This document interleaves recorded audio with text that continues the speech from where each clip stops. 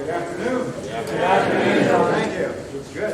I don't know, maybe it's just me, but it feels like we did this before. So I'm glad we're doing it again. And so good to see all of you supporting our new version of our lecture series. This year's version is sponsored by the Milton Historical Society and its partner, Chuck Evers. I first also want to give a thank you to Superintendent Kathy Keegan for making this facility available for us.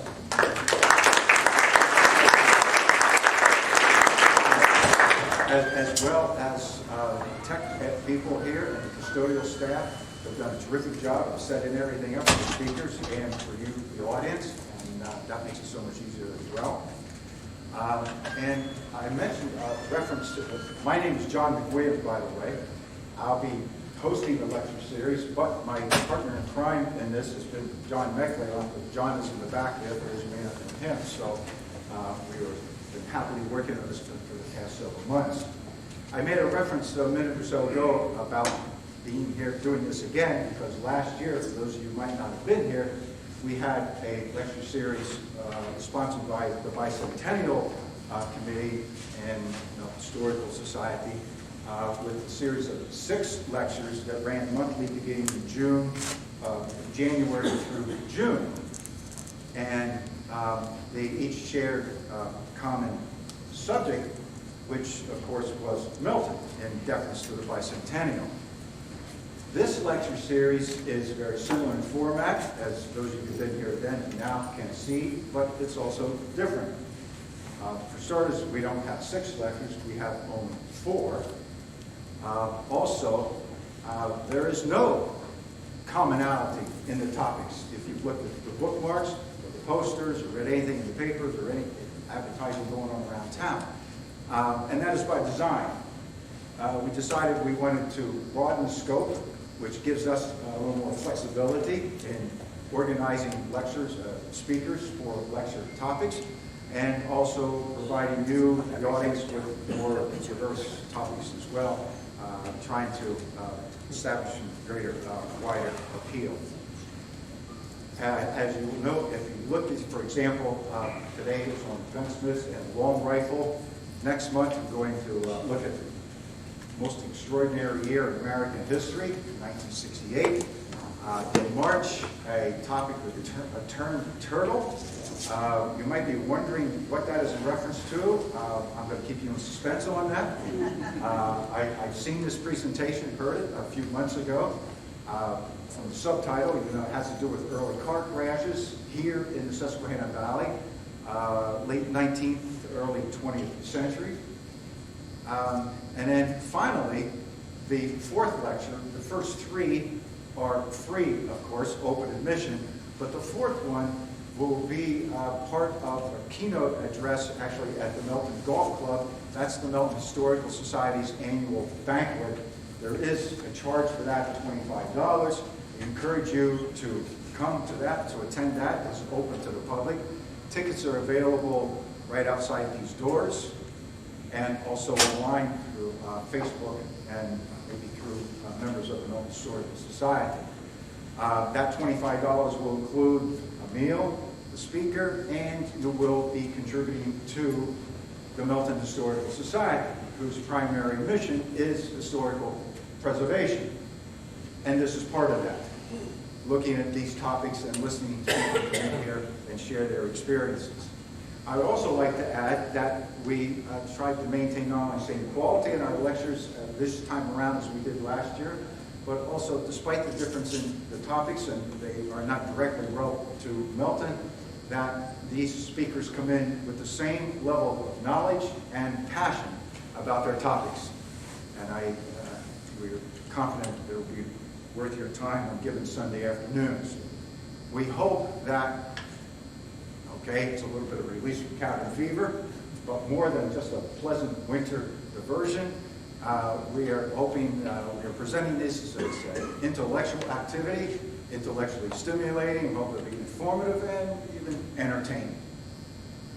Normally, at this point, I would offer some introductory comments about the subject or the speakers, but today our speakers have requested that they fulfill that role. So I'll ask you to give a warm welcome to our two speakers.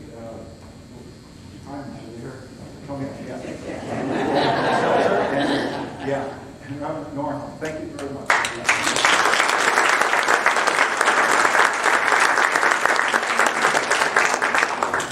think John was a little fearful that one of the speakers had ducked out on him.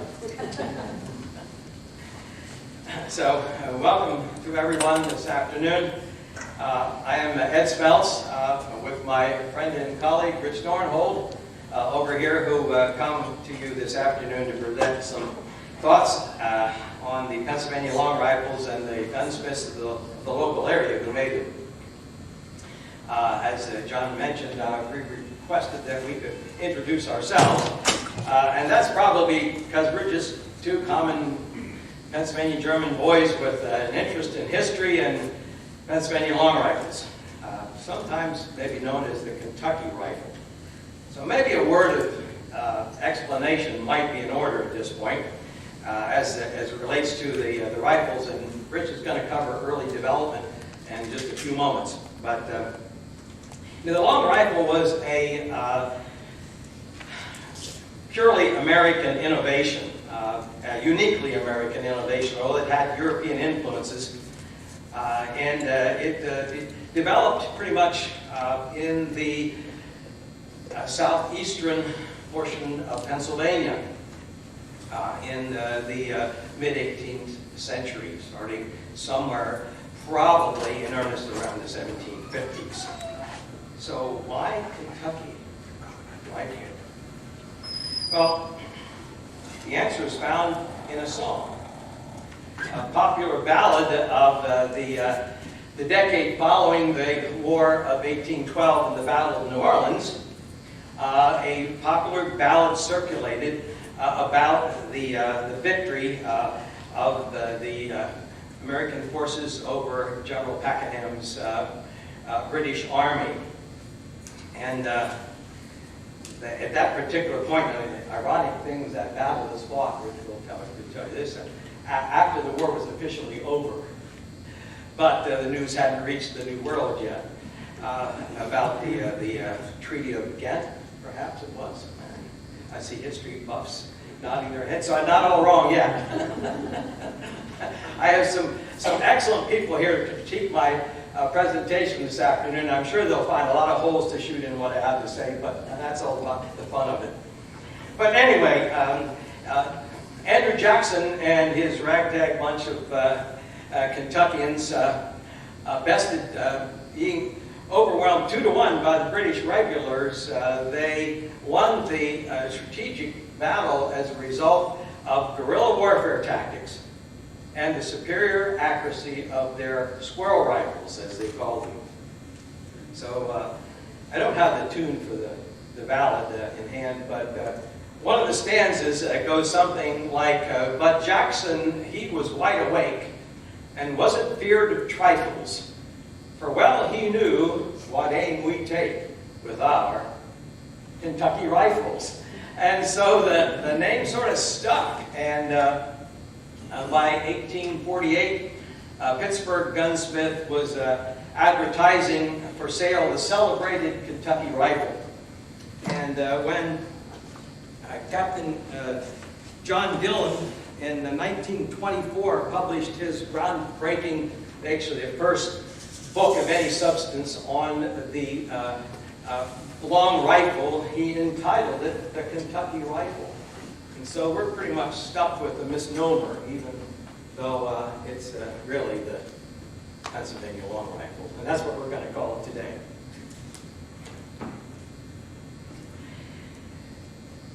Just a sidebar on the introduction thing. I'd just like to recognize my friend Rich. Now, Rich is quite a modest fellow over there, and he's sort of hiding in the background, and he's not likely to give you any of his achievements or qualifications, but he's really remarkable in what he's done, for any of you who know him. He is interested in a lot of things historical and has a multifaceted interest in a lot of things, including Pennsylvania German folkways of the colonial and post-colonial era. And he's developed a set of teaching modules on Pennsylvania German cottage industry trades that he demonstrates at various heritage events around the area. He's a noted expert and authority on Fraktur, the illuminated folk art documents of the Pennsylvania Germans, has done substantial research on local gunsmiths and of this general area. It's an honor and a privilege to have Rich to share with us today, and I'll bring him to the podium in just a little bit. On a personal note, I live in East Buffalo Township, Union County, just south of Lewisburg, and I'm a 30-year retired teaching veteran of the Lewisburg area schools where I taught industrial arts and technology education. My wife and I currently own and operate Smeltz Automotive, a general automotive repair facility specializing in import cars at the intersection of Bull Run Crossing Road and Route 45, just west of Lewisburg. I'm an 8th generation descendant of Andreas Smeltz, a German Hessian soldier who homesteaded in Schuylkill County, Hobley Township, near the village of Erdman, in the general vicinity of Gratz and Klingerstown. And I was born in Sacramento, Pennsylvania. That would be awfully a little bit confusing when you say Sacramento. Oh, California. No. And spent most of my childhood and teenage years at a small farm in Upper Paxton Township, Dauphin County, just outside the town of Millersburg. So we're going to be doing some time traveling this afternoon, and so I brought along my grandson here, Dan Newton. He's going to be our expert with the time machine that he has here. Uncork that dude there. All right. Theatrics. Oh, great. We're going back about 65 years now. And my initiation to the field of antique firearms restoration and took place when rummaging around in the attic of our 19th century farmhouse outside of Millersburg. I found an old 1839 Harper's Ferry military musket sort of rusting away in the attic, and probably to the chagrin of my mother, who had to clean up the rust from my clothes, I began to polish off the rust and cleaned it up and got it back to operating, and yes, shooting condition. I was silly enough to shoot it. I didn't blow up in my face, by the way. So, but that was sort of my start in that, and the rest, as I said, is history. Well, Dan,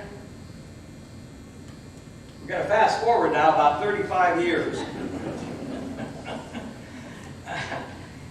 It's a cold, late fall, early winter evening at Stahl's Auction Barn, our auction gallery, on Johnstown Road, just outside of Mifflinburg.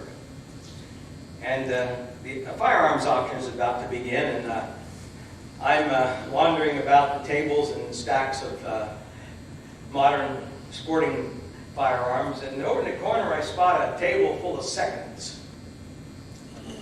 Some old Revolutionary War and Civil War military stuff, and sandwiched between them the rather pathetic, decrepit remains of a once proud Pennsylvania long gun. Boy, that's a train wreck, I think, walking by it. I'm walking away, and was that a voice? Wait a minute. Did somebody say something? There's a saying amongst us old gun bugs, if only that old gun could talk. You may have heard that. Did it? Did it talk? No. So, I keep going. No. There's that voice again. What is this? So I'm called back. I go over and carefully pick it up. It's got the grime of about a century of inactivity on it. Forestock has obviously had an injury at some point, shattered, and someone has scabbed on a clumsy piece of wood, and it looks awful. I turn it around, and underneath the grime, there's a faint shadow of a semicircular shape above the cheek piece.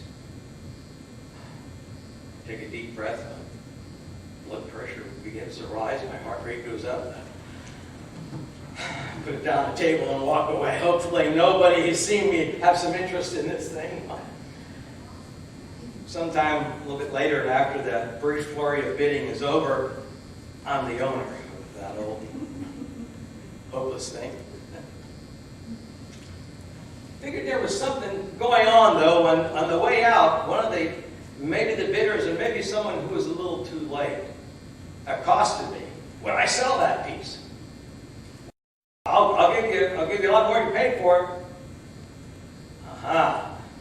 No, thank you. I took it home.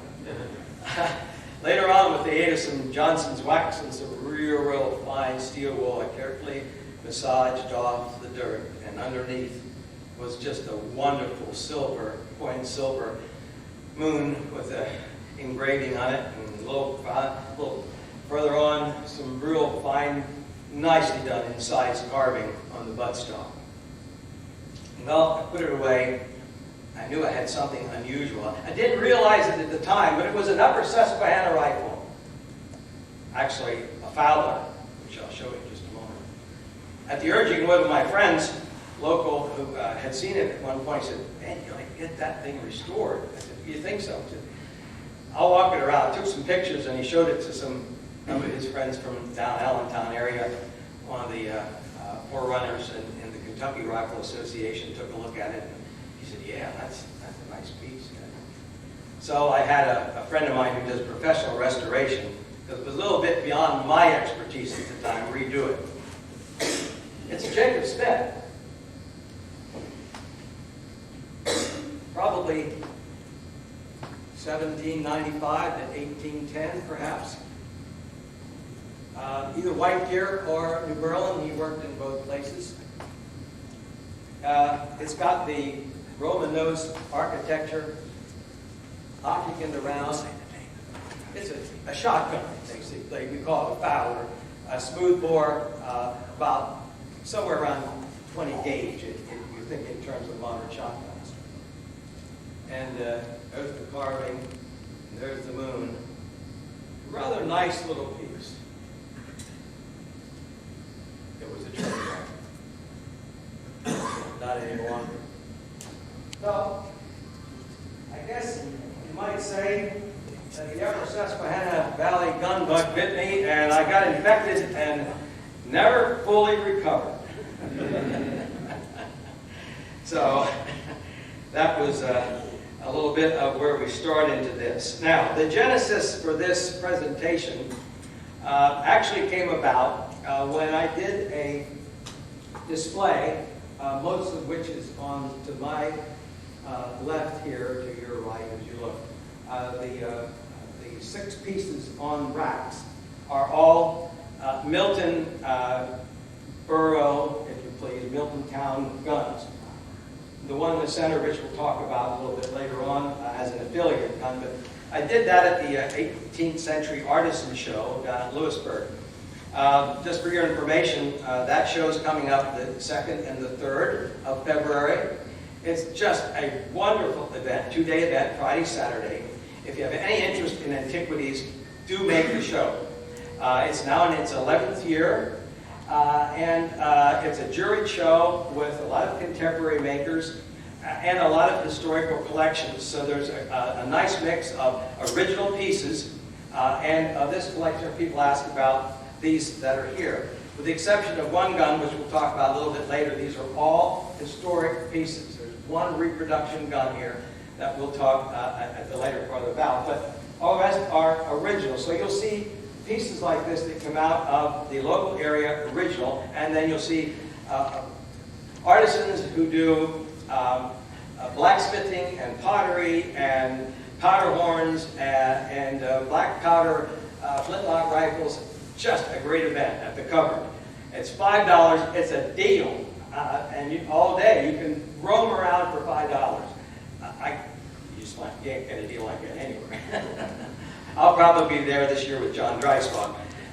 Everybody had a chance to see the Milton stuff last year, but that was sort of what kicked this thing off. And talking to John Beckley, he said, would you think about doing a display or doing something for the Historical Society? I said, yeah, that sounds like a lot of fun. And so here we are. Now, I'm aware this presentation may generate a few more questions than answers, so we're going to try to leave a little bit of time after this is over for you to ask some specific questions you might have about what we presented.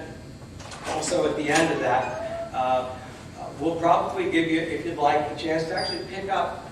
We're not white glove guys. Now, some places you go, people have these guns that they, $50,000, $60,000, $75,000 guns, and these aren't that. But they'll give you a pair of white gloves to put on if you dare even touch their gun. Well, we're not like that. So if you want to take a look at one and pick it up, feel free. We ask two things. Well, three things actually. When you pick up the gun, don't point the muzzle at someone. Not that they're going to go off, but they're long guns, and when you swing them around, somebody could get whacked. So hold it carefully. Don't cycle the action, and don't open the patch box if it has. Those few little reminders to you, but feel free afterwards to take a look. And I think you'd be interested in that. So, sit back. Time machine guy, open up the time machine. Now we're going back about 250 years. Help me welcome to the podium my friend Rich Nornhold.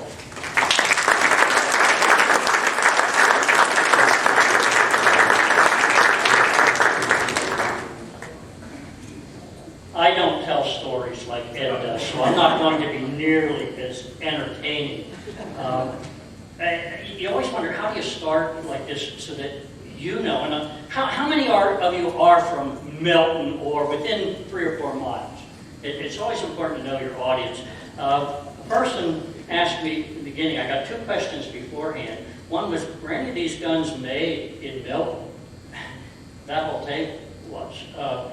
And last year, Ed and I were at an event, and we looked at a beautiful rifle made by Samuel Morrison here in Milton, and its price tag was $21,000. Not bad for something that so many people in Milton don't know were made here. And I always hate to discuss money, but sometimes when you put a price tag on, people say, wow, they made stuff that was worth $21,000 here in Milton. Yes, and then some. Another question was asked, and I had to think about it. And after it was asked, how did I get interested in this? And it goes back at least 50 years, and I was a Boy Scout, and we had round tables, and the person who was the grandfather of all the research that was done on rifles made in this area was a guy named Dallas Ewing. And when I was a Boy Scout, probably 13 or 14 years of age, we used to have round tables, and all the troops leaders would come together. And Dal Ewing came and talked about local rifles. And that's the moment I fell in love with it. So for at least 50 years, and I think I bought my first one when I was 16 or 17 years old, and I still have it. And by the way, most of them aren't worth nearly that much, but these are a piece of art. I don't ever think of them as a weapon. It's some of the greatest art in the world. And we can't begin to cover this whole topic. You aren't going to leave here knowing everything about rifles that there's, because to be honest, most of the local gunsmiths and the local guns, there's so much we don't know. And we're learning every day. And I think back to what Dal Ewing presented that night and his research, and we've multiplied that 100-fold to now 50 years later, and we still don't know a lot. So I would challenge all of you, if you're really interested in this, get out there and do some of the research and learn more about it and share it as we're trying to do. When we look at the local guns, and we want to concentrate on Milton, and obviously the gunsmiths who worked here, and there are 8 that worked in Milton.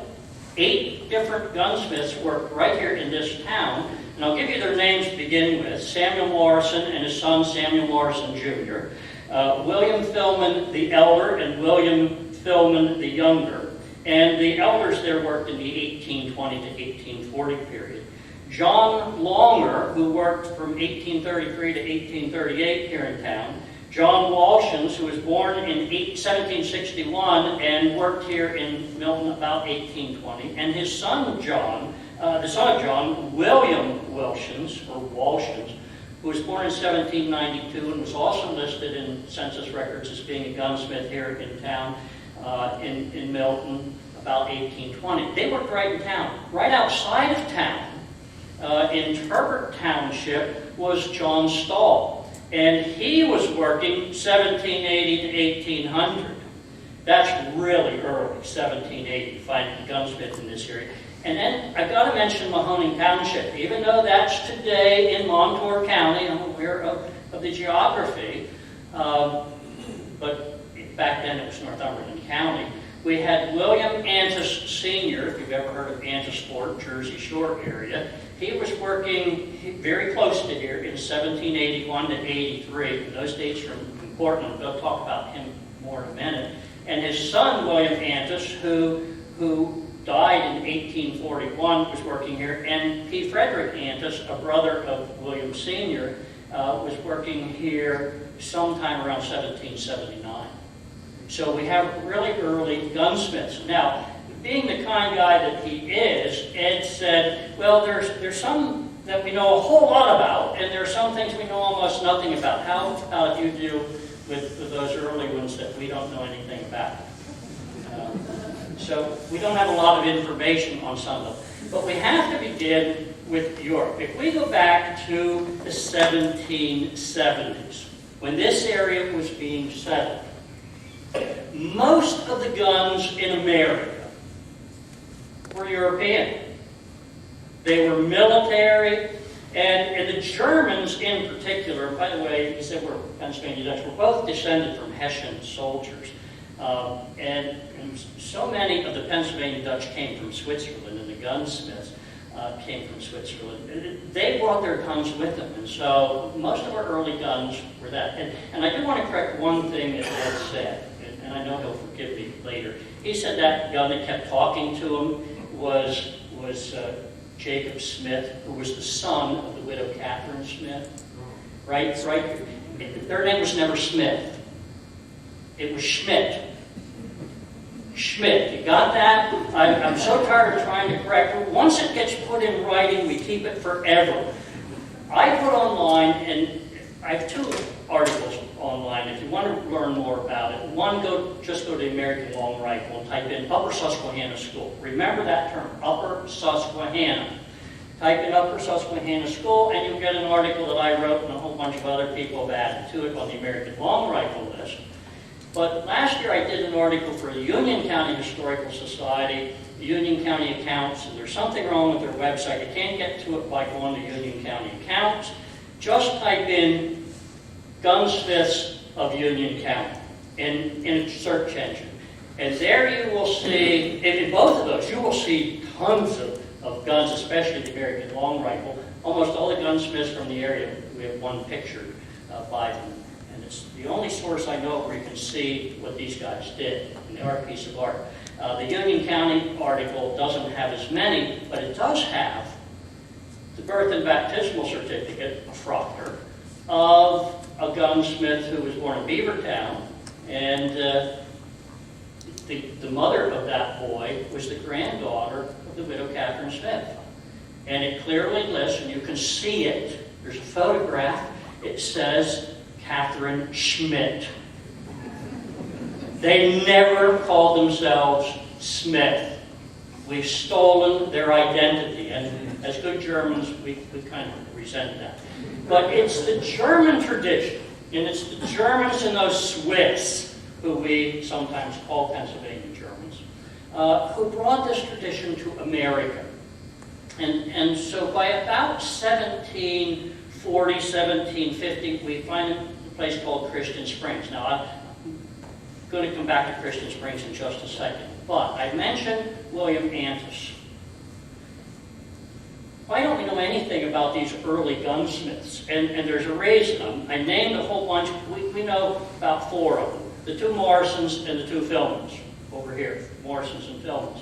We don't know anything about those other gunsmiths because we can't identify any of their guns today. They worked so early. I'm sure they're around. Some of those early guns that are not signed were made by these gunsmiths, but since we can't identify their work, we've just kind of ignored them. William Antis, who was living just outside of Milton here, when he was 13 years of age, was living in Christian Springs, Bethlehem, Pennsylvania. He was a Moravian, and the Moravians, I don't really know how to describe them, but theologically they're a lot like Lutherans today, but they were an absolutely, I don't have a good word, can I say fascist society? Close. Close. He's a lot more politically correct than I am. You couldn't do anything in their society unless they permitted you to. One of the greatest gunsmiths Pennsylvania ever had was William Henry. Very well associated with Lancaster County. He was a Moravian. The whole time he was there, they wouldn't let him make a gun because they had gunsmith. They needed a joiner. They needed somebody to make moldings for houses, and his apprentices, etc., were busy making houses. They needed someone who could build houses, not make guns. They had a gunsmith. And they told you what you were allowed to do and what you could not do. And you better not go against the elders. And consequently, William Henry, after years and years of pleading with them, and we have all kinds of records of him pleading with the elders at Christian Springs to let him make guns, he finally said, if you don't let me make guns, I'm leaving the community. And they left him go away from the community and make guns, and he ends up in Lancaster County. And so many of our earliest gunsmiths in all of Pennsylvania, we can trace back to Christian Springs, or at least they were learning from someone who learned at Christian Springs. And if you follow the development of the Pennsylvania long rifle south through the Shenandoah Valley and into North Carolina, and the Winston-Salem area and the Moravians there, you find all these guns that look right out of Pennsylvania, but it's that Moravian tradition that is doing it. William Antis, who I mentioned earlier, when he was 13 years of age, is listed in the census at Christian Springs. And as a 13 and a 14-year-old boy, he was sent to Shamokin. Now, we have someone here from Northumberland. I want you all to understand that Shamokin then is Sunbury today. So when we talk about Shamokin, it's where Fort Augusta was. We're not talking about Shamokin in the southern end of the county. William Antis Sr. was sent as a young boy to Shamokin to help the gunsmith there. And eventually he ended up right outside of Milton. We can't identify one of his guns, so people just ignore him in all the discussion of the important gunsmiths, but he was very important early on. And I'm not even going to mention all the gunsmiths who worked in White Deer. We all know about Widow Catherine Smith, who did make gun barrels. And according to everyone, remember, it was a man's world back then. And for them to say she made gun barrels that were as good as or better than any gun barrels that any man made. And she probably had a kid strapped on her back at the time, and she was tending the garden and cooking the meals and doing everything else around the house because her husband, Peter, had died after being here just 1 year. She was making gun barrels, and all of her sons became gunsmiths.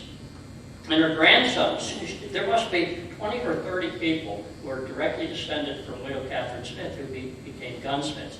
So Ed will be talking about them later, and we have other people on the other side of the river, just across the river. Jacob Frock comes to mind. Lived in the New Columbia area for a while. That is one of the best gunsmiths this area ever produced. We're trying to stick just to immediate Milton, but I want you to know Milton didn't operate in a vacuum. These people were talking, they were communicating, they were sharing ideas. Now back to the European guns. The one gun that we want to talk about in particular was called Jaeger. Anyone here speak German? Pennsylvania Dutch. What does Jaeger mean in English? Deer. Hunter. And so these Germans and these Swiss brought their Jaeger rifles along. And the earliest hunting rifles in the New World were these Jaeger rifles from Switzerland and Germany. They were very short. They were very large calibers. They were very much like a club. But the earliest guns we know of were those Jaeger rifles. And from that, it developed into this. Kind of like he was talking about the Battle of New Orleans. You know, the War of 1812 is the only war that we never won a battle. We never won a battle and we won the war. Because the Battle of New Orleans in 1812 happened after the war had ended. And it was his Kentucky riflemen, a bunch of guys from Kentucky were carrying these that really won the day for them.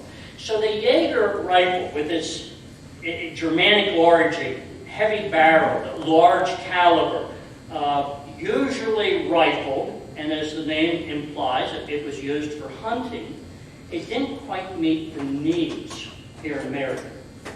And so in America, as we began to adapt that hunter rifle, that Jaeger rifle, to what we needed in America, it developed into a very slim, light, because we traveled long distances, we didn't want to carry those heavy clubs.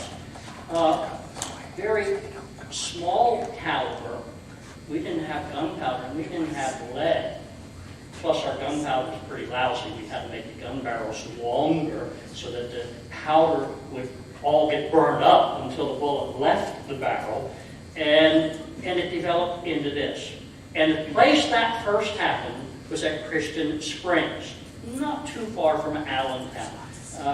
Most people say southeastern Pennsylvania. I like to say eastern Pennsylvania. It might be a little bit more in that southern quadrant. But by 1762, they had developed a gun that was available here in America. And it was beginning to look like something made here. It was not yet a long rifle. We really don't have a long rifle, an American long rifle, by 1762. Andreas Albrecht, we tend to say Albright here, established a gun shop there by 1762.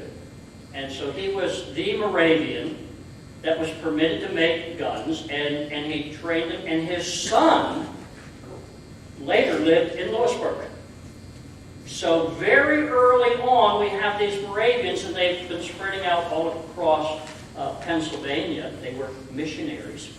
And by the time Fort Augusta was built in 1756, during the French and Indian War, the request was made that a gunsmith be sent. So they asked the Moravians to send a gunsmith, and they were very happy to send somebody. They sent William Henry at first.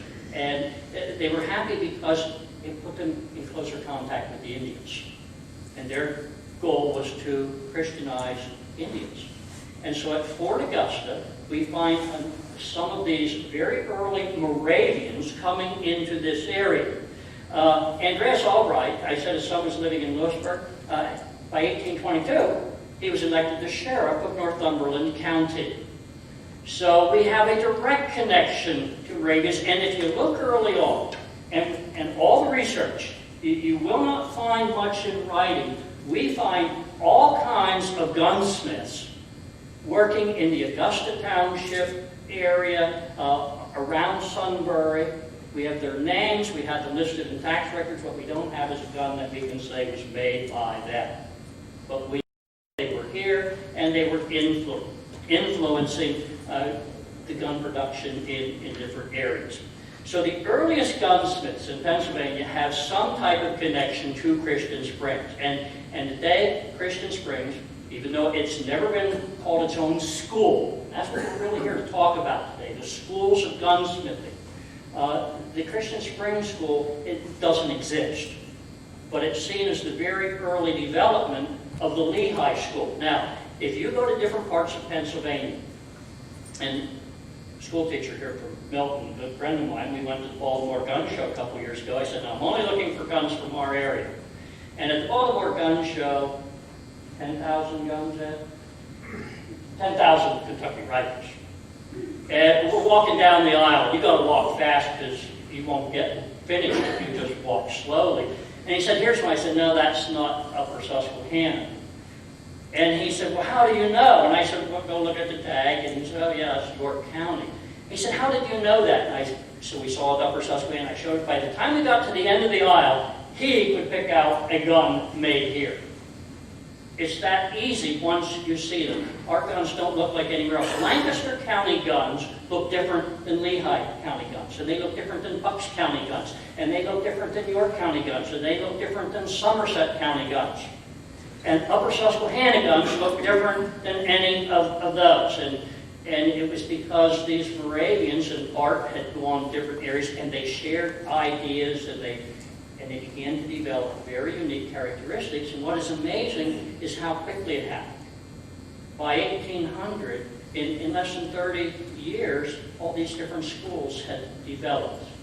And we are in what you would call the Upper Susquehanna School.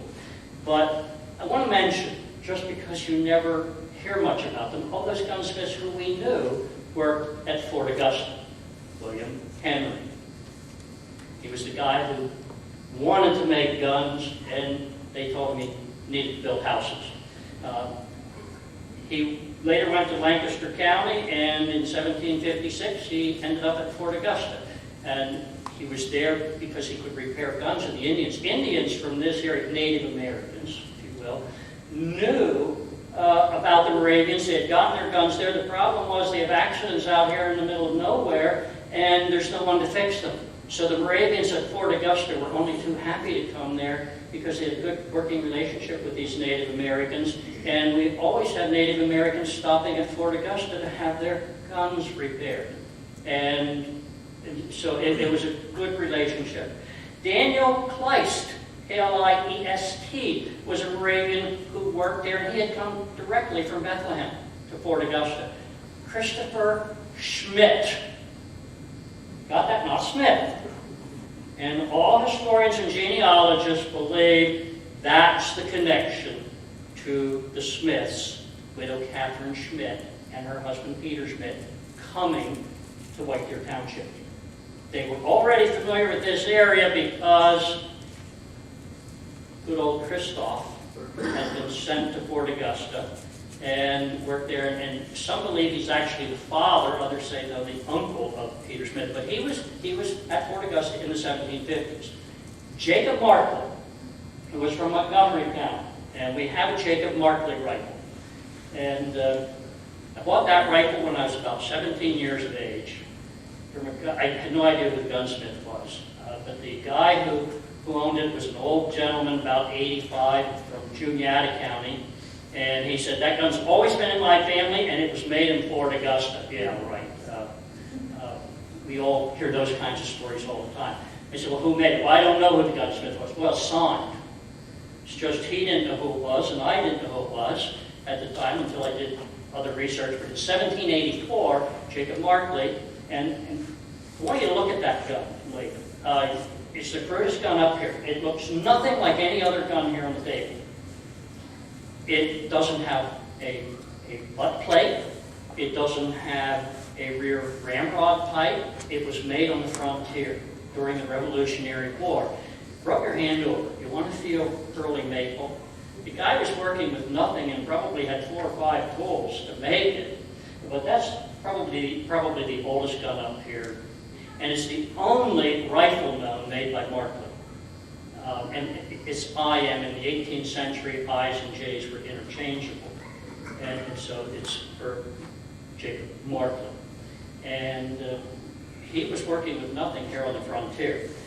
The Indians were the first ones to have guns in this area before we existed here.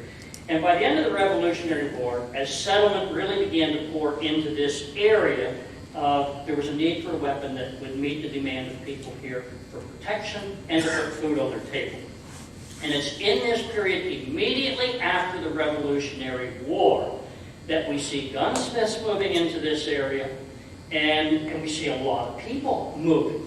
And later, and we don't have time to get into this, you're going to see so many of our gunsmiths, they're in Ohio, they're in Indiana, they're in Illinois, because as the population moved west, our gunsmiths moved west, because that's where the market was. They wanted to make a living. They wanted to make money. So by the end of the Revolutionary War, we see gunsmiths moving into this area because there are people here who need their product. And again, Lewisburg, we have Johannes Earnhardt. For those of you who are NASCAR fans, you should be able to remember that name. He came directly here from Bethlehem. He was a Moravian, one of the earliest gunsmiths. We never write about him, we never talk about him being important because we've never seen one of his guns. We all know about the Schmidt family, but the other two early gunsmiths were Samuel Baum and John Dreisbach. Now, Samuel Baum lived in New Berlin.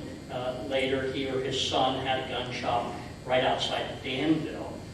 But most people always talk about Samuel Baum as being the most important gunsmith in this area. If that's true, and I'm not going to tell you it isn't, because there are an awful lot of people who tell me it's crazy. If that's true, it's only because he had a lot of apprentices and probably trained as many, if not more than, any other gunsmiths in the area. We have a very early Samuel Baum here, and I know you can't tell now because we haven't gotten that far, but that's probably 1790. He was here in 1787 to 89. It doesn't look anything like a gun from here. He came from the Lehigh Valley, and that gun is pure Lehigh in style. So when he came here, he wasn't making guns that suddenly looked like all the other guns that came in this area. And when I say that, what makes our guns the same? And this is called the nose of the gun. And guns from this area have a very unique profile. It's like we have one pattern of all these guns were made from. If the gun has a patch box, how it opened, and the rear ramrod pipe is put together with a rivet. So when we look at guns from this area, it's going to talk about that.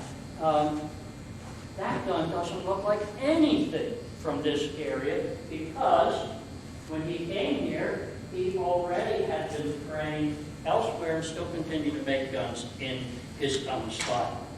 Now, William Antis settled in the area of present-day Milton. Johannes Earnhardt, I've already mentioned. And of course, the Schmidts just across the river, and Jacob Frock, were all early gunsmiths.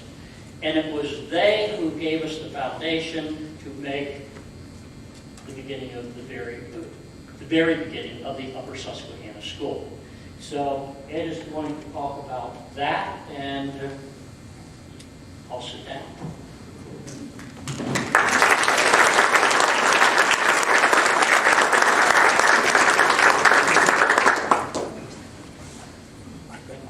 John says you do, you talk a lot, and you probably need some more.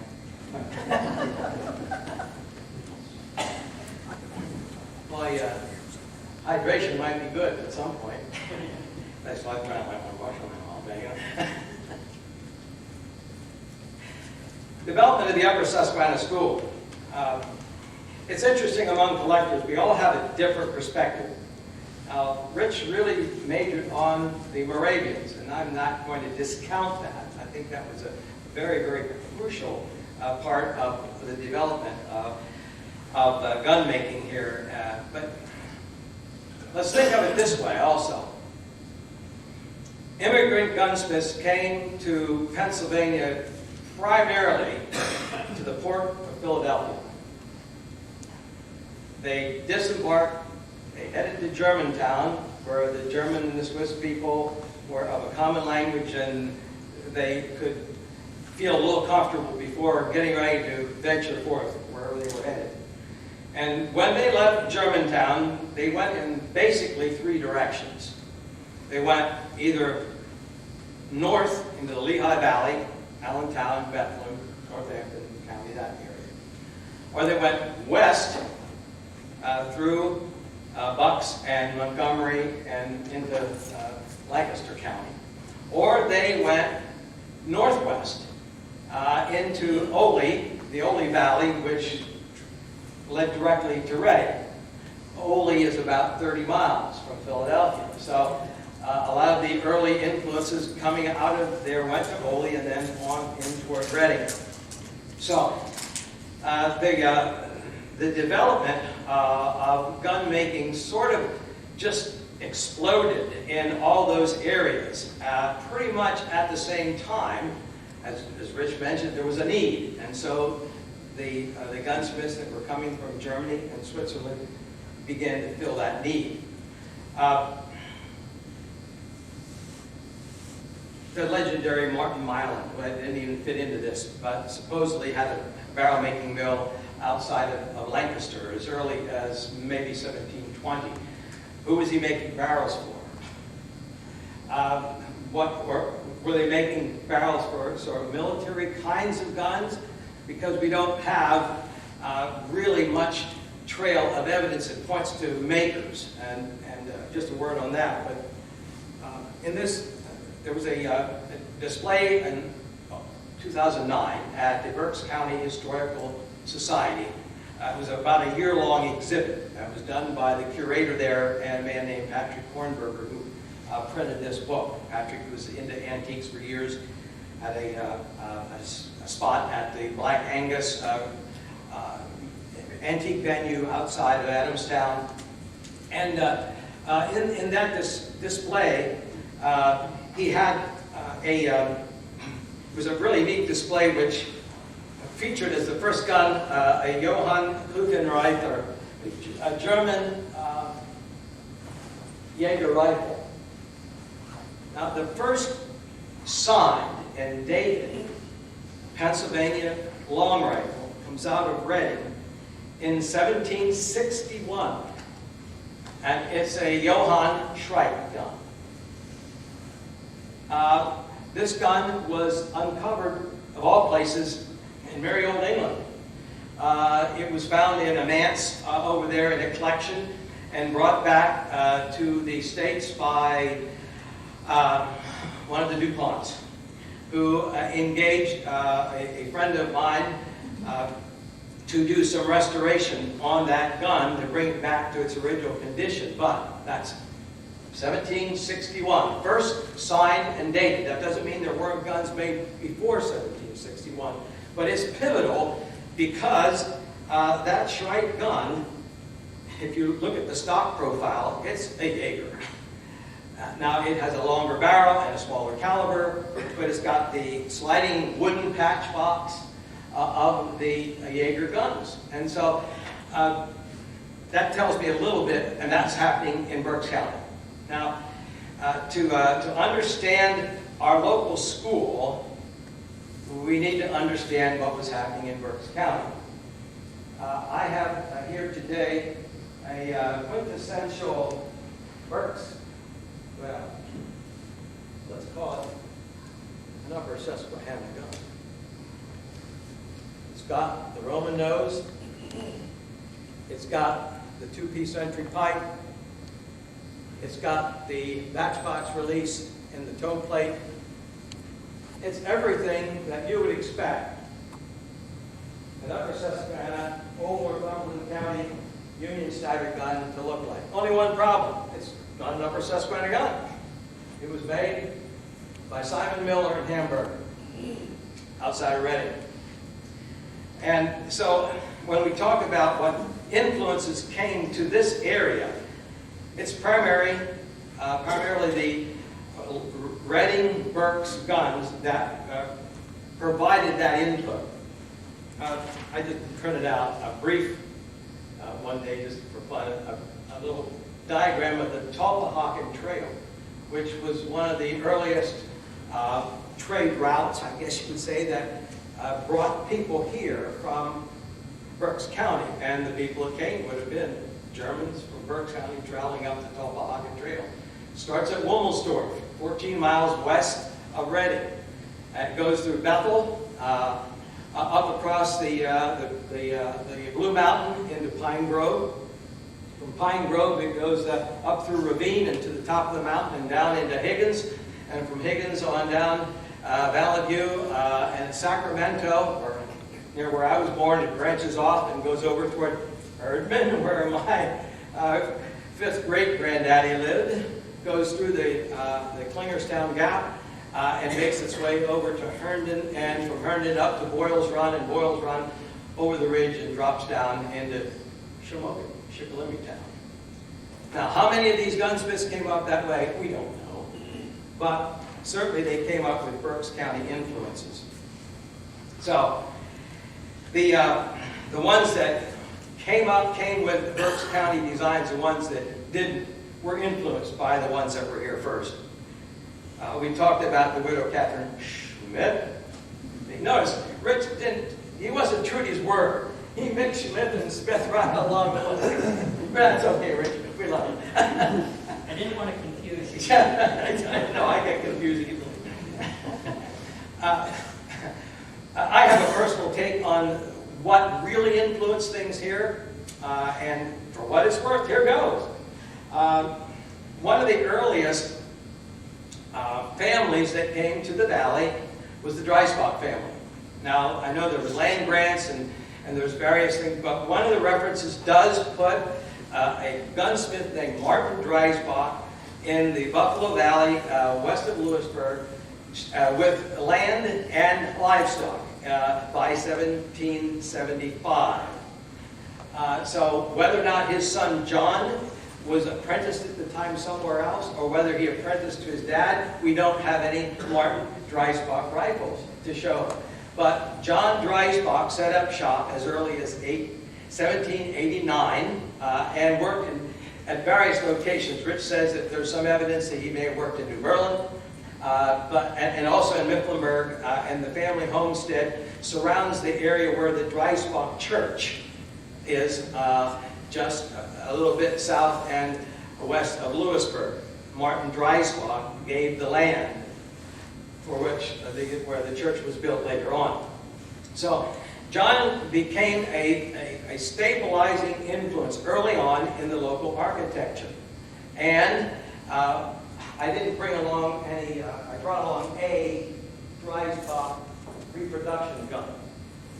This is the bench copy. When we talk about bench copies, this is John Dreisbach's finest work, for what we can tell. It was actually owned by Joe Kindig, a famous collector from York, who wrote a book back in 1960 called The Thoughts on the Kentucky Rifle in its Golden Era. It's a pretty thick book that Kindig wrote. Every gun in that book was in Kindig's collection. Kindig amassed over a period of years thousands of Pennsylvania long rifles. Thousands. And had the finest of the fine. In his book in 1960, he has just J.D. And as the footnote after he describes the gun, he said, "We have no idea who J.D. was." That's quite strange because in 1924, when Dillon wrote his book, he mentions John Dreisbach.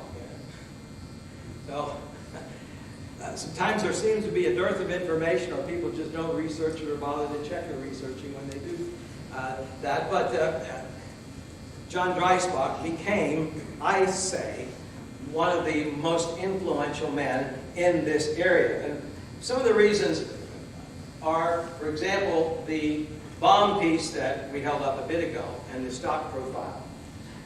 This is another Schmidt.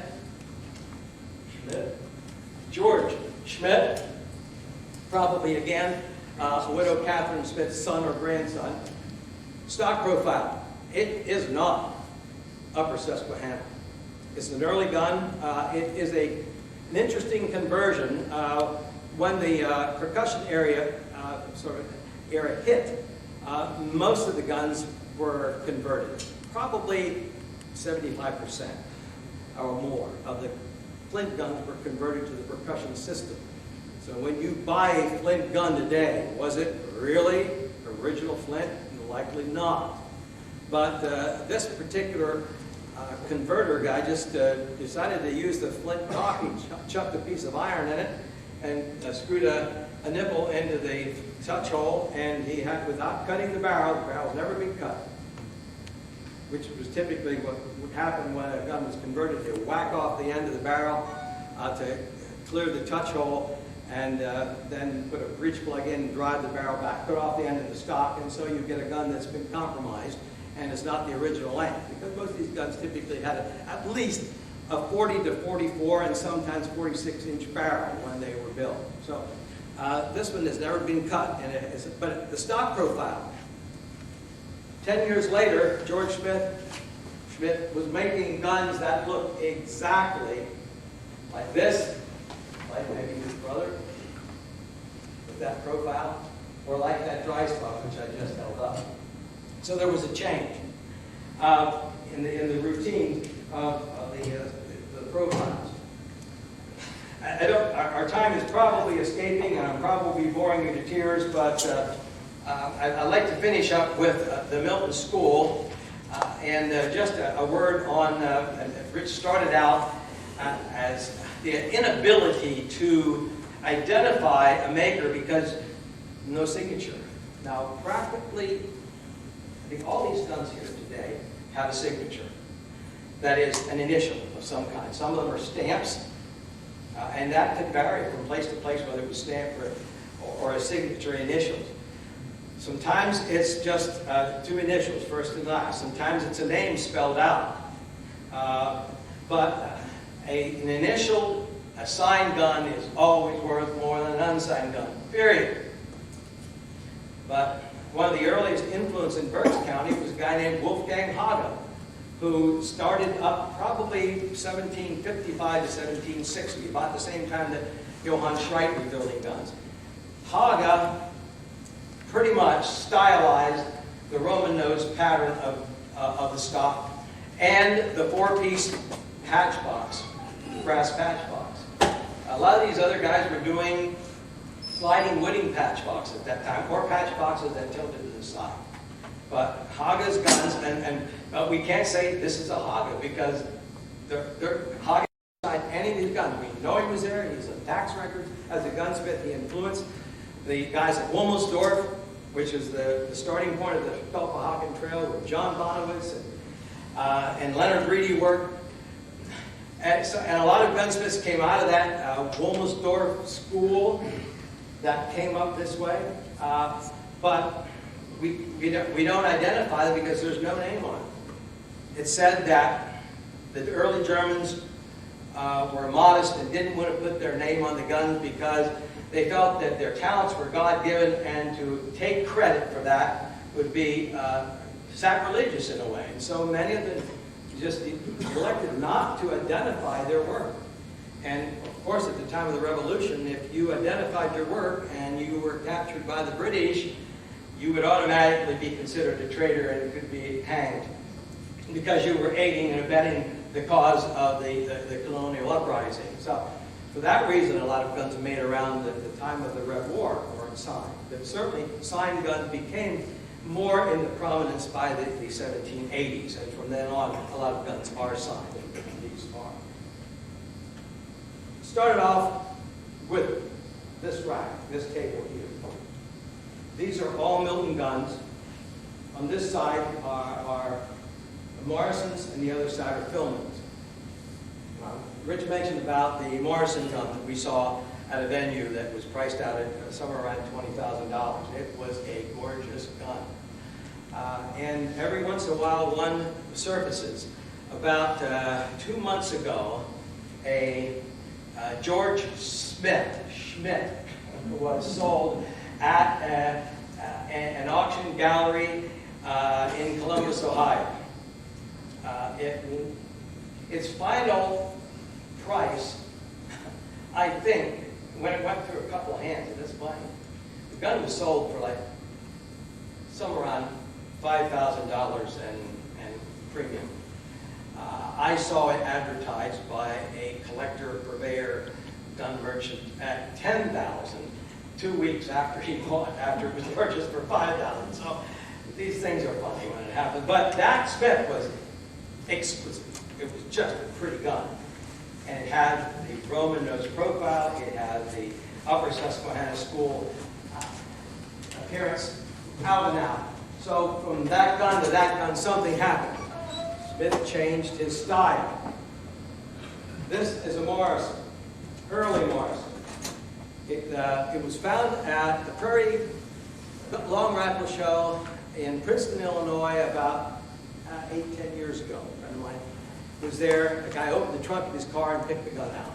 And he said, it's been in the family for 4 generations, or something like that. My friend bought it, and he said he knew what it was, and it eventually came back here. It's a heavy gun. I mean, this is a massive gun. This is almost a Jaeger. Look at the stock profile. It's just straight as maybe a Bucks County gun or a Lancaster County gun. But it's got all the good stuff. 2-piece wrench, engine pipe, toe plate release, but it doesn't have the Roman nose stock. Why? Sam Morrison, for many collectors, for many years, was known only as the guy who made mule ear rifles. What's a mule ear rifle? Well, when the percussion era hit, some of the early gunsmiths thought, you know, percussion is a good system. Why not improve upon it? Because most of the percussion guns had a drum and a nipple and a hammer that looked like the flint cock, and it came down and struck it. But the spark had to go down and in. And they said, well, why not make something where the spark goes directly into the powder charge? So they developed this mule ear, what we call, or side lock rifle. Morrison patented this. In fact, on the lock it says Morrison patent on it. It's an interesting Morrison, but look at the stock profile. Compare it to that gun there. This is upper Susquehanna, in and out. 2-piece entry pipe, toe plate release. Originally, not a flint gun, a side lock percussion gun. And then the bottom gun is a Morrison youth rifle, just as light as a feather, walnut stock, Roman nose profile, cute little gun with a Morrison stamp on it. That one has a Morrison script on the barrel. This is the Morrison stamp. Milton did also some that. He's about 14 years younger than Morrison. Could Philman have been Morrison's apprentice? Maybe so. Philman worked, both these guys started, or at least show up here, about 1820 in this town. Census was done every 10 years. It could have been that they may have started actually between 1810 and 1820 at some point and began making guns, and they show up in 1820 as being here, but they could have been here for some time before.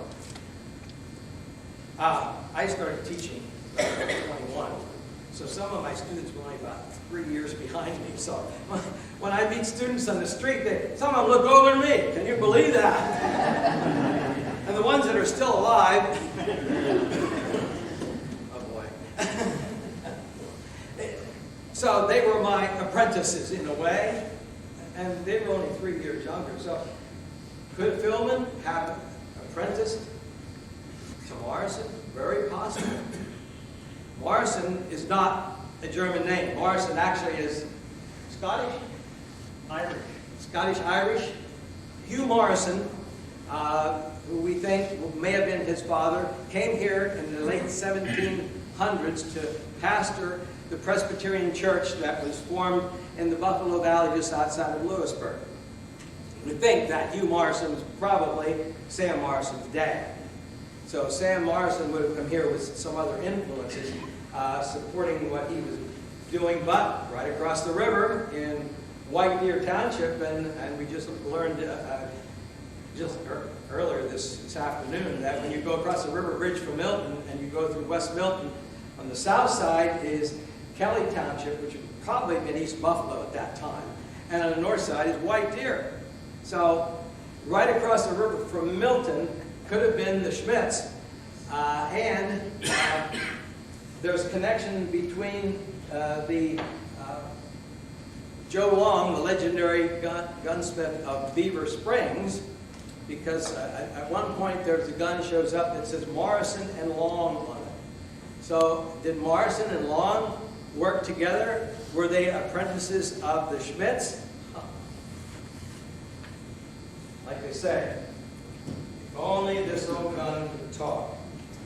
The Philmans left Milton probably around 1850 and moved to Shamokin. Not the Sunbury Shamokin, but the Shamokin. Why? Well, 1850s in Shamokin, coal was king. The coal barons had money, so they went over there to fuel their economy and their operation. An interesting gun that showed up just recently, it's a late gun. Was it made in Shamokin? I don't know. It's a Philman gun. It's a double rifle. Now, it's not uncommon to find Pennsylvania long guns that are over and under, some of them swivel breech and some of them fixed breech. But to find a side-by-side rifle, and it's not shotgun and rifle, it's rifle and rifle. And it's plainly stamped Philman. Susquehanna Valley profile. Out and out, Susquehanna Valley, patch box design, butt plate. Now, it doesn't have a entry pipe, it's a heavier gun with this, but interesting piece. Possibly made late Milton, early Northumberland, Shamokin. An interesting piece on the Philman side. Well, that pretty much spots what we have to say today. Time for questions. Rich, come to the podium. Rich is going to answer the tough ones, and I'll just stand here and look, smile, and see if he makes any mistakes.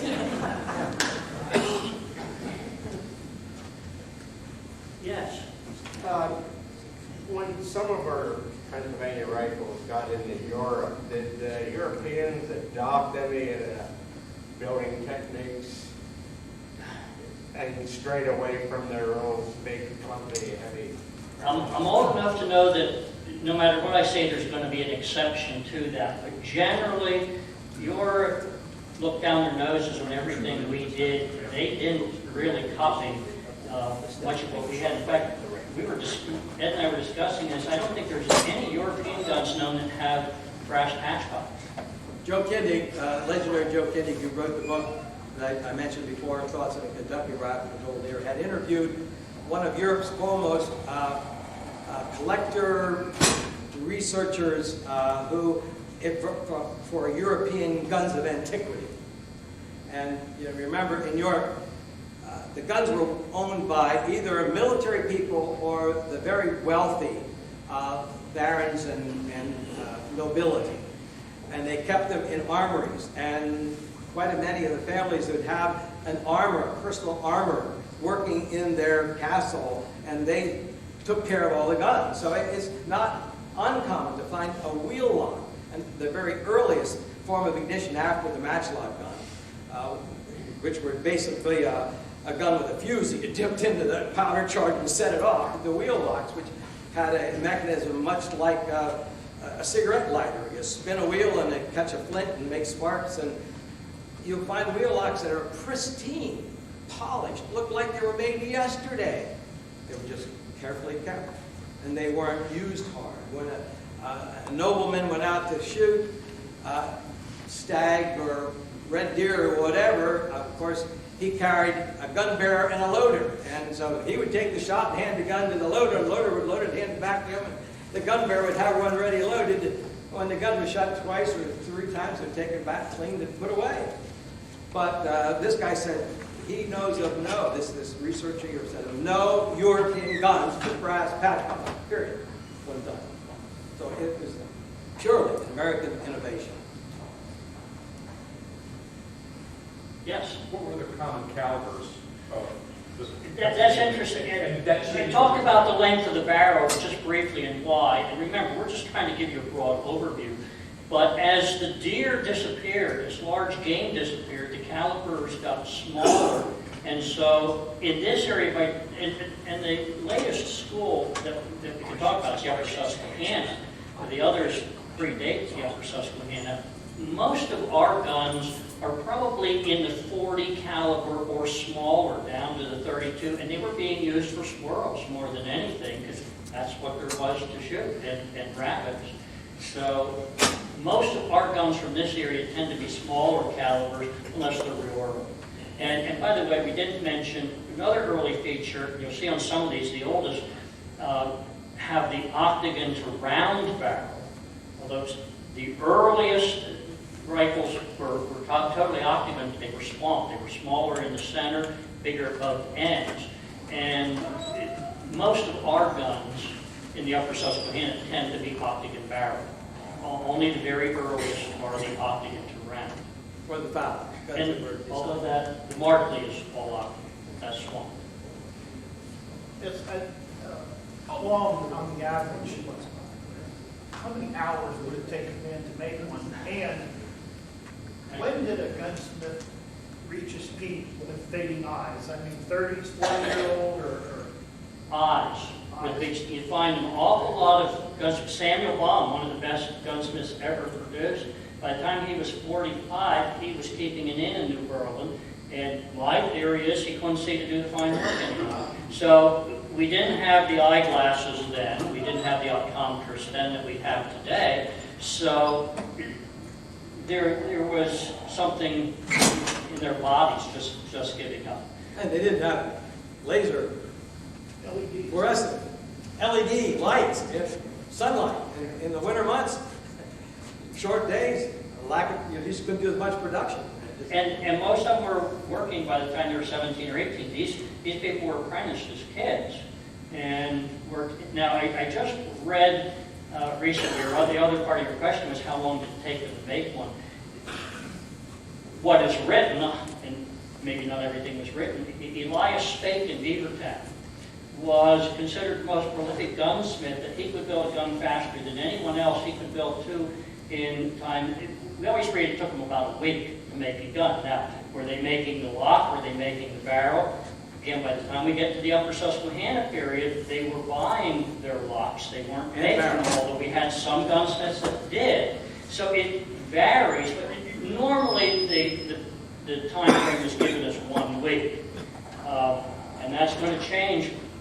Were they making the barrels? Were they making everything? Or were they just putting it together? Did they have apprentices in their shop who were doing all of the rough work and the master was just finishing it? So I don't think there's any one answer to your question.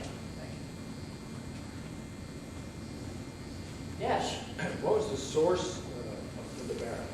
Who made it?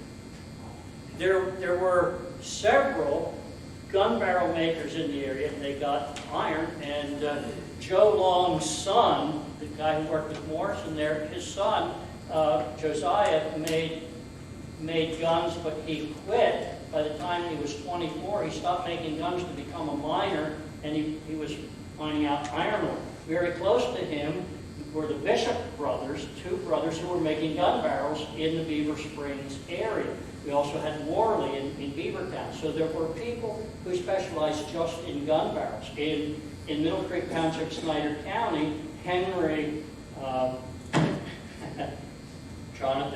Wetzel, his brother Jonathan made guns, and there's actually a Henry Wetzel for sale right now on the internet if you want to buy one. He made gun barrels and sickles. A lot of these gun barrel makers, because they were working with iron, they made flax cones. We have a number of, because they had access to iron. These guys were blacksmiths, they were woodworkers, they were silversmiths. They did it all. And so I don't know if that answers your question.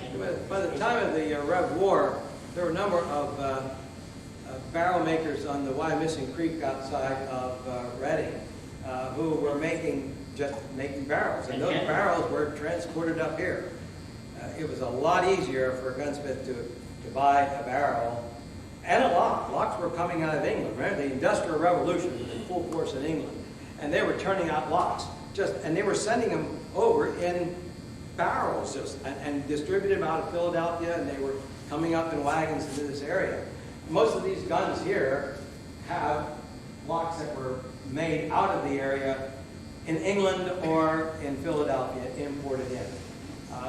For a local gunsmith to be able to produce his lock, other than maybe like a hand-built, or like Morrison that made his own sidewalks. But typically, locks and barrels were brought in. So the gunsmith was a stalker, a finisher, an engraver, an inlayer.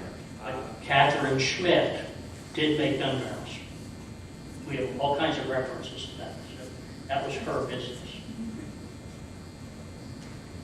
Did she forge the barrels herself? Or? She forged the barrels, and again, we have so much written about that early period of what she did. She was a blacksmith, in effect, who was using her skills with metal to make gun barrels. She probably had some help. One person cannot forge a gun barrel by themselves. Right, John? It takes 2 or 3 people to do it if you're doing it from a flat piece of steel. I neglected to Flat say... piece of steel, and you bend it around a mandrel, and that scalp is formed together and is made white hot in the forge and then hammered to weld it together. The force of the hammer blow melts the white hot metal together along a seam, and then the mandrel is withdrawn, and then the barrel has to be reamed and rifled.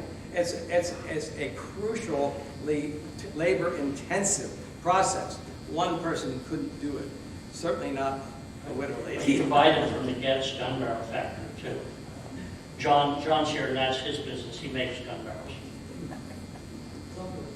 They asked about calibers while I got there. And my uncle worked for years at the Williamson Museum before going to the gun barrel business with my father back in the 70s. And was one of the guys in charge of Fort Augusta when they basically did the dig and did a lot of historical research on it. And the ball sizes they found, the average ball size, Richard, was 47 caliber, which a lot of guys said, okay, so they shot 48 calibers. Probably shot something that came to 50 because the ball would have been much smaller today, depending on what you used for patching, which would have been belly leather from the gear frequently, or horse linen, which would have been more expensive. Deers were anything worked better. So they shot a much smaller ball, but figuring that's a 1756 war, the French and Indian War, it's early. And you think of many of the guns of the period being large European, those big heavy 100 caliber Jaeger rifles you talked about. So anyway, that didn't pull out Fort Augusta, which definitely spent by World War. So that was an interesting sidebar that Dick told me about years ago. Another interesting sidebar, since his uncle was one of my real mentors in life, and I do mean that. When I was 14, his uncle took me under his wing and really taught me everything about these guns. But he worked at the William Penn Museum in Harrisburg doing displays, so he was in contact with anybody who knew anything about these guns, and he knew everything about it. And he told me once, he said, you know, we talked about the Battle of the Alamo. Every kid around here learns about the Alamo, and well, that happened in Texas. He said, I just want you to know there were 5 Upper Susquehanna guns that were used shooting at Santa Ana as they were coming. Now, I wasn't smart enough at the time to say, what's your source for that? But if his uncle said it, you know it was true if he had the source. So next time you read about the Alamo, think, wow, maybe it was Morrison or Philman who made some of those guns that were used at the Alamo in Texas, because we know that some of the guns there are from this area. Northerners had flown south. Yes? You mentioned Montour County briefly. Is there any record of a gunsmith operating in the Mooresburg area? In Mooresburg? Yes. I have to go back. The one I mentioned, one of the ones I mentioned from Montour County, he was in the Mooresburg area. But we don't have a gun line. Danville, we have some gunsmiths that we can identify their guns. But we can't identify those earliest gunsmiths. Yes? How much did they cost? How much did you said they only the rich could afford it, but how much did they actually cost? $12 is what was normally given, but that is so variable. If you look, some of these don't have a patch box. Some of them are really elaborate. Some of them have carving. It depends on what they wanted done. Some are extremely elaborate. This is what we call a garden variety filament. This is Rich's piece here. It has a patch box, pretty simple. No cheek piece, no engraving, no carving in the wood. A very simple side plate. Perhaps one of the reasons that these fellows didn't receive early on at least, some of the recognitions is because they were living in a market economy that didn't demand a fancy gun. These guys could do it, and often did, on demand. Now, this larger Morrison here is probably a little fancier than most, and it has a fairly large caliber and a very unusual, looks like a homemade blacksmith-produced peep sight. Probably a buffalo gun. If it was taken to Illinois or the West in the plains in the, let's say the 1820s, 1830s, this would have been for the buffalo hunters to use. So this is just a little more well done. The silver inlays on the forestock. Basically, a gunsmith made what someone would buy. And they didn't make fancy guns to hang on the wall because it might be a while before someone would come in and be able to afford something like that. That dry spot piece, you can pick that one up, Rich, please. That dry spot piece that I mentioned is in Joe Kindig's book, and it disappeared. We don't know where the original is. It went underground. But there had been some pictures taken, and a friend of mine in southern Indiana did that copy. This is probably, it is definitely the finest example of John Dreisbach's work. Is that sterling? What's that? Is it sterling? I think so, because Sterling it's starting to silver. tarnish, yeah. Some had gold in it. But that most one of is real very silver. ornate. If you pick it up later, you'll see that not only is it inlaid, the engraving is all over that gun. It's just an amazing piece and really well done. So these guys could do that kind of work if they had someone who would pay them for it. So a gun like that obviously would be probably 3 times the price of a gun like this. And the reason there are more of the nicer guns that are extant is simply because the workaday guns were used up. And when the stock got broken, well, the barrel became a prop for the barn door. And the lock was, the kids would play with the lock when they're playing, well, I can't say cowboys and Indians anymore. That's not correct. I do want to remind you that when we are finished here, we'll welcome you to come up and look at the guns, handle them, and we'll be here to answer any other questions. Also, I have a set of information sheets over there that you may pick up. One is especially on the display of the Milton guns, and the other one is a little broadside for the artisan show. And again, I do recommend, if you've got a further interest in it, take in that show. You would be amazed at what happens here. and it's in 2 buildings. Remember that. If you go in just the country cover part, you'll miss the old guns. They're in the motel part. So, but you pay one admission and get you in the contemporary side and the collector side.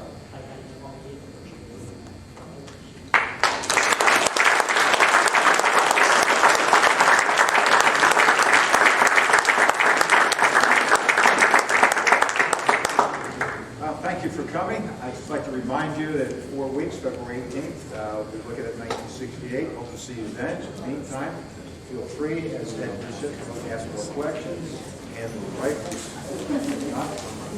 Take care.